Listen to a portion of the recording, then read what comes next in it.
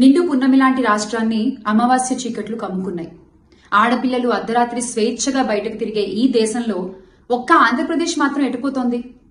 రామరాజ్యాన్ని రావణ కాష్టంగా మార్చినటువంటి ఈ కూటమి పాలనలో మతి స్థిమితం లేని అభాగ్యురాలపై అత్యాచారం, లేడీస్ హాస్టల్లో రహస్య కెమెరాలు, పసిపిల్లలు చనిపోతున్నా పట్టించుకొని వైనం, ఓట్ల కోసం గ్యారంటీలతో ప్రజల్ని బురుడి కొట్టించి అధికారంలోకి వచ్చిన ఈ కూటమి పాలనలో పసిబిడ్డలు సైతం జంకుతున్నారు.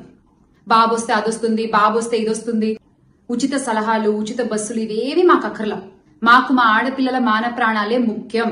మీ సొంత జిల్లాలో ఇంత జరిగితే, ఇంత ఘోరం జరిగితే, ఒక్క 7 ఏళ్ల పాప చచ్చిపోతే మీకేం అనిపించట్లేదా బాబు గారు? ఆ పాపకు అనిపించట్లేదు అని కంప్లైంట్ ఇచ్చిన అప్పుడే అధికారులు రంగంలోకి దిగి సరిగ్గా పట్టించుకుని ఉంటే ఈ రోజు ఆ పాప చనిపోయేది కాదు, ఆ తల్లి బిడ్డ వేరయ్యేవారు కాదు, ఆ తల్లి కింద కడుపు కొత్త మిగిలేది కాదు. ఆడపిల్లలకి రక్షణ లేకపోవడం అనేది సిగ్గుచేటు.